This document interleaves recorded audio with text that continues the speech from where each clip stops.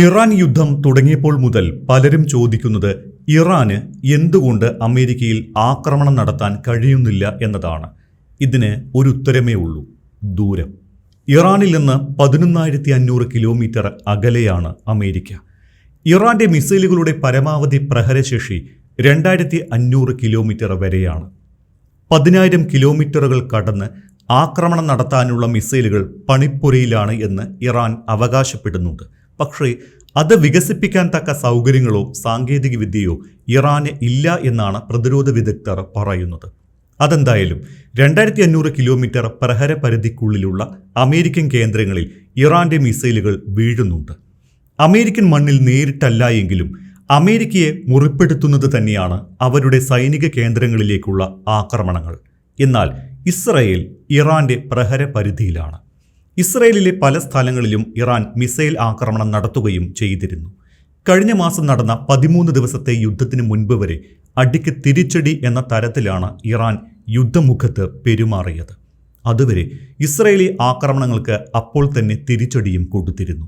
വെടിനിർത്തൽ ധാരണ വന്നതിന് ശേഷം ഇസ്രയേൽ ഇറാനെ ആക്രമിച്ചിട്ടില്ല, തിരിച്ചടിയും ഉണ്ടായില്ല. അമേരിക്കയുടെ ആക്രമണങ്ങൾക്ക് അപ്പപ്പോൾ ഗൾഫ് മണ്ണിൽ തിരിച്ചടികളും കൊടുത്തു. അപ്പോൾ ഇറാന് അമേരിക്കൻ മണ്ണിൽ ഒന്നും ചെയ്യാൻ കഴിയില്ലേ? നിലവിൽ നേരിട്ട് യുദ്ധം ചെയ്യാൻ കഴിയില്ല, പക്ഷേ മറ്റ് ചിലത് ചെയ്യാൻ കഴിയും. ഒരുപക്ഷെ അവർ എന്ത് ചെയ്ത് കഴിഞ്ഞു എന്ന് പോലും സംശയിക്കേണ്ടി വരും. അമേരിക്കയിലെ 7 സംസ്ഥാനങ്ങളിൽ അഥവാ ഫെഡറൽ യൂണിറ്റുകളിൽ ജലവിതരണ സംവിധാനങ്ങൾ ഹാക്ക് ചെയ്യപ്പെട്ടതാണ് ഈ സംശയത്തിന് കാരണം. ഇതിന് പിന്നിൽ ഇറാനാണെന്ന് പ്രസിഡന്റ് ഡൊണാൾഡ് ട്രംപ് തന്നെ ആരോപിച്ചിട്ടുമുണ്ട്. കഴിഞ്ഞ മാസം അവസാനത്തോടെ മിനസോട്ടയിൽ കുറഞ്ഞത് 30 മുനിസിപ്പൽ ജലവിതരണ സംവിധാനങ്ങളെങ്കിലും ഏകോപിതമായ സൈബർ ആക്രമണത്തിന് ഇരയായിട്ടുണ്ട്. ദിവസങ്ങൾക്ക് ശേഷം കുറഞ്ഞത് 7 സംസ്ഥാനങ്ങളിലെങ്കിലും സൈബർ ആക്രമണകാരികൾ ജലവിതരണ മാലിന്യ സംസ്കരണ സംവിധാനങ്ങളിൽ നുഴഞ്ഞുകയറി പ്രവർത്തനങ്ങൾ തടസ്സപ്പെടുത്തിയിട്ടുമുണ്ട്. ഫെഡറൽ ബ്യൂറോ ഓഫ് ഇൻവെസ്റ്റിഗേഷനാണ് ഇത് കണ്ടെത്തിയിട്ടുള്ളത്. നിർണായകമായ പൊതുസേവനങ്ങളിലെ സുരക്ഷാ വീഴ്ചകൾ വെളിപ്പെടുന്നതുകൂടിയാണ് ഈ ഹാക്കിംഗ് സംഭവം. അതിനുശേഷം ജോർജിയ, ന്യൂജേഴ്സി, സൗത്ത് ഡക്കോട്ട എന്നിവയുൾപ്പെടെയുള്ള നിരവധി US സംസ്ഥാനങ്ങൾ സമാനമായ ആക്രമണങ്ങൾ റിപ്പോർട്ട് ചെയ്തിട്ടുണ്ട്. തുടക്കത്തിൽ സൈബർ ആക്രമണങ്ങൾക്ക് പിന്നിൽ ഇറാനുമായി ബന്ധമുള്ള ഹാക്കർമാരാണ് എന്ന് ഡൊണാൾഡ് ട്രംപ് ഭരണകൂടം ആരോപിച്ചിരുന്നു. പക്ഷേ ആക്രമണങ്ങളുടെ ഉത്തരവാദിത്വം ആരുടേതാണ് എന്ന് ഔദ്യോഗികമായി സ്ഥിരീകരിക്കാൻ US ഗവൺമെന്റിന് ഇതുവരെ കഴിഞ്ഞിട്ടില്ല.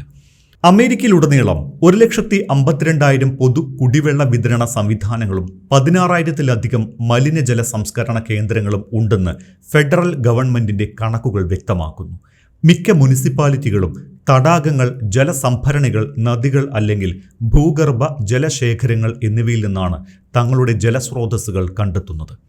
വൈദ്യുത പമ്പുകൾ വെള്ളത്തെ പൈപ്പുകൾ വഴി ശുദ്ധീകരണ പ്ലാന്റിലേക്ക് എത്തിക്കുന്നു. അവിടെ വെള്ളം അരിച്ചെടുക്കുകയും അണുവിമുക്തമാക്കുകയും ചെയ്ത ശേഷം സംഭരണ ടാങ്കുകളിലേക്ക് മാറ്റും. ഈ ടാങ്കുകളിൽ നിന്ന് വെള്ളം വീടുകളിലേക്കും വാണിജ്യ സ്ഥാപനങ്ങളിലേക്കും പാർക്കുകൾ, സ്കൂളുകൾ തുടങ്ങിയ പൊതുസ്ഥലങ്ങളിലേക്കും വിതരണം ചെയ്യുന്നു. മുഴുവൻ സംവിധാനവും പല ചതുരശ്ര മൈലുകളോളം വ്യാപിക്കും. CNN റിപ്പോർട്ട് പ്രകാരം ജലവിതരണ കേന്ദ്രങ്ങളിലും മറ്റ് വ്യാവസായിക പ്ലാന്റുകളിലും ഉപകരണങ്ങൾ തമ്മിലുള്ള ആശയവിനിമയം സാധ്യമാകുന്ന പ്രോഗ്രാമബിൾ ലോജിക് കൺട്രോളറുകളെ അഥവാ PLC ഇതിനെ ഹാക്കർമാർ ലക്ഷ്യമിടുന്നു.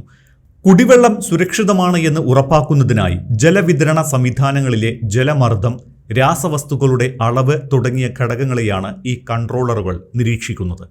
മുനിസിപ്പാലിറ്റികളിലെ തൊഴിലാളികൾ സോഫ്റ്റ്വെയർ ടൂളായ ഡാഷ്ബോർഡുകൾ, വയേർഡ് നെറ്റ്വർക്കുകൾ, റേഡിയോ അല്ലെങ്കിൽ സെല്ലുലാർ ലിങ്കുകൾ അല്ലെങ്കിൽ ഇന്റർനെറ്റ് കണക്ഷനുകൾ ഉപയോഗിച്ച് കൺട്രോളറുകൾ പ്രവർത്തിപ്പിക്കുന്നു. American university school of international സർവീസിലെ ഗ്ലോബൽ സെക്യൂരിറ്റി അസിസ്റ്റന്റ് പ്രൊഫസറായ വില്യം അക്കോട്ടോ ഒരു ലേഖനത്തിൽ ഈ സൈബർ ആക്രമണങ്ങളുടെ ശരീരഘടന വിശദീകരിക്കുന്നുണ്ട്. സൈബർ ആക്രമണകാരികൾ കൺട്രോളറുകൾ, ഡാഷ്ബോർഡുകൾ, വിദൂര ആക്സസ് സേവനങ്ങൾ നൽകുന്ന ബാഹ്യ കമ്പനികൾ എന്നിവയ്ക്കായി ഇന്റർനെറ്റുമായി നേരിട്ട് ബന്ധിപ്പിച്ചിട്ടുള്ള ലക്ഷ്യങ്ങൾക്കായി തിരയും. കുറ്റവാളികൾ ലോഗിൻ ചെയ്യുന്നതിനുള്ള ഡീഫോൾട്ട് അല്ലെങ്കിൽ മോഷ്ടിച്ച പാസ്വേഡ്, തെറ്റായി കോൺഫിഗർ ചെയ്ത റിമോട്ട് ആക്സസ് സേവനം എന്നിവയ്ക്കായി തിരയുന്നു. തുടർന്ന് അവർ പാസ്വേഡ് മാറ്റുന്നതിലൂടെയോ കമാൻഡുകൾ നൽകുന്നതിലൂടെയോ കൺട്രോളറിന്റെ സോഫ്റ്റ്വെയർ മാറ്റാൻ ശ്രമിക്കുന്നതിലൂടെയോ അവർ നേടിയ ആക്സസ് ചൂഷണം ചെയ്യുന്നു. ഇനി ഇതിന് പിന്നിൽ ഇറാൻ ആണോ എന്ന ചോദ്യത്തിലേക്ക് തിരികെ വരാം. സൈബർ ആക്രമണങ്ങൾക്ക് ഇറാനിയൻ ഹാക്കർമാരുമായി ബന്ധമുണ്ടോ എന്ന് US ഉദ്യോഗസ്ഥർ അന്വേഷിച്ചു വരികയാണ് എന്നാണ് CBS ന്യൂസ് റിപ്പോർട്ട് ചെയ്യുന്നത്. അതേസമയം കൂടുതൽ സാങ്കേതിക തെളിവുകൾ ലഭിക്കുന്നതിനനുസരിച്ച് ഈ വിലയിരുത്തലിൽ മാറ്റം വന്നേക്കാമെന്നും അവർ മുന്നറിയിപ്പ് നൽകുന്നുണ്ട്. ഇസ്രായേലിൻ്റെ വിതരണ സംവിധാനങ്ങൾക്ക് നേരെ സമാനമായ ആക്രമണങ്ങൾ ആസൂത്രണം ചെയ്ത ചരിത്രം ഇറാനുണ്ട്. എന്നിരുന്നാലും മന്ത്രിസഭാ യോഗത്തിൽ ഈ ഹാക്കിങ്ങിനെ മിനസോട്ടയിലെ അധികൃതരെയാണ് ട്രംപ് കുറ്റപ്പെടുത്തിയത്. ഇതിൽ ഇറാന് പങ്കുണ്ടോ എന്ന കാര്യത്തിൽ ട്രംപ് സംശയം പ്രകടിപ്പിക്കുകയും ചെയ്തിട്ടുണ്ട്. അതേസമയം അധികൃതരെ തെറ്റിദ്ധരിപ്പിക്കാനായി മറ്റേതെങ്കിലും ഹാക്കർമാർ ഇറാന്റെ തന്ത്രങ്ങൾ അനുകരിക്കാൻ ശ്രമിച്ചിട്ടുണ്ടോ എന്നും അന്വേഷണ ഉദ്യോഗസ്ഥർ പരിശോധിക്കുന്നുണ്ട്. ഈ ആക്രമണങ്ങൾ മൂലം കുടിവെള്ളം സുരക്ഷിതമല്ലാത്ത രീതിയിലാക്കുന്ന തരത്തിൽ ജലവിതരണ സംവിധാനങ്ങൾക്ക് കേടുപാടുകൾ സംഭവിച്ചതായി റിപ്പോർട്ടുകൾ ഒന്നുമില്ല. എന്നിരുന്നാലും ഇവ കാരണം പ്രവർത്തനങ്ങളിൽ പല തടസ്സങ്ങളും നേരിടേണ്ടി വന്നിട്ടുണ്ട്. ഇതേ തുടർന്ന് സംവിധാനങ്ങൾ നേരിട്ട് നിയന്ത്രിക്കേണ്ട സാഹചര്യവും മുൻകരുതൽ നടപടിയെന്ന നിലയിൽ വെള്ളം തിളപ്പിച്ച് ഉപയോഗിക്കാനുള്ള നിർദ്ദേശങ്ങൾ പുറപ്പെടുവിക്കേണ്ട അവസ്ഥയും ഉണ്ടായിട്ടുണ്ട് എന്നാണ് റിപ്പോർട്ടുകൾ. എന്നാൽ ഈ ഹാക്കിംഗ് ആക്രമണങ്ങൾ മൂലമുണ്ടാകുന്ന ഏറ്റവും വലിയ ഭീഷണി ജലവിതരണ സംവിധാനത്തിന് നേരിട്ട് സംഭവിക്കുന്ന കേടുപാടുകളല്ല, മറിച്ച് കുടിവെള്ളത്തിൻ്റെ സുരക്ഷയിലുള്ള പൊതുജനങ്ങളുടെ വിശ്വാസത്തിന് അത് ഏൽപ്പിച്ചേക്കാവുന്ന ആഘാതമാണ് എന്ന് വിദഗ്ധർ ചൂണ്ടിക്കാട്ടുന്നു.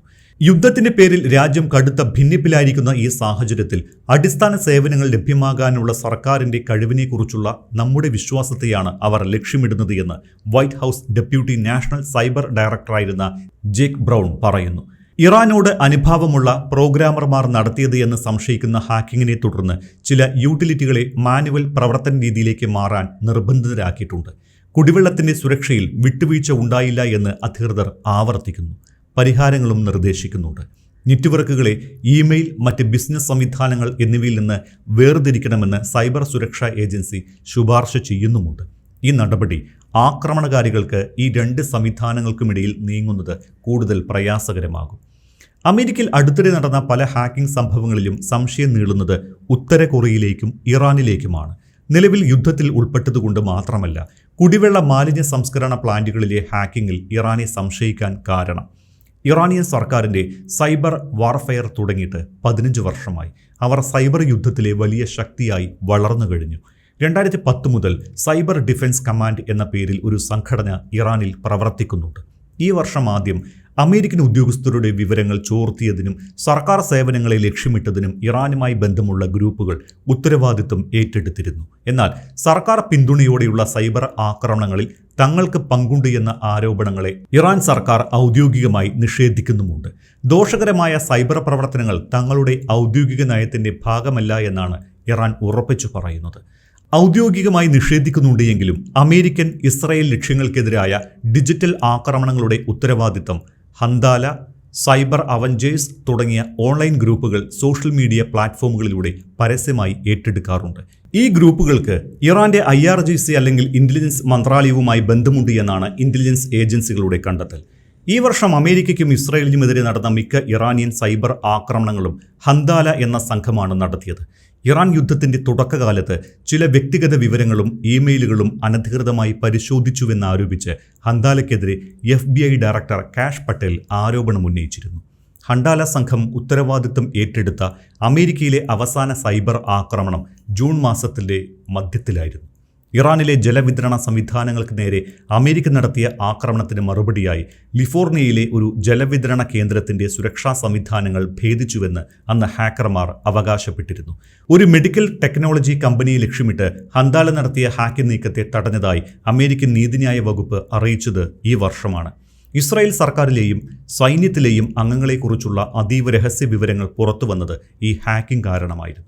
2024 അമേരിക്കയിൽ പ്രസിഡന്റ് തെരഞ്ഞെടുപ്പ് നടക്കുന്ന സമയത്തും ഇറാൻ സൈബർ ടീമുകൾ ഹാക്കിംഗ് നടത്തിയതായി ആരോപണമുയർന്നതാണ്.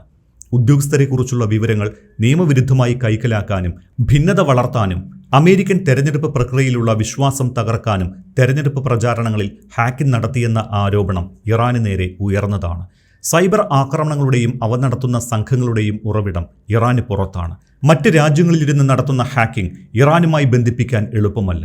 അതിനാൽ തന്നെ ഉത്തരവാദിത്വം ആരുടേതാണ് എന്ന് നിർണ്ണയിക്കുന്നത് കൂടുതൽ സങ്കീർണമായ കാര്യമായി മാറുന്നു. ഹാക്കിങ്ങിൽ അവരുടെ കയ്യൊപ്പോ വിരലടയാളമോ ഇല്ലാതിരിക്കാൻ പ്രത്യേക ശ്രദ്ധ പുലർത്തുന്നുണ്ട് ഇറാൻ എന്നാണ് വിവരം.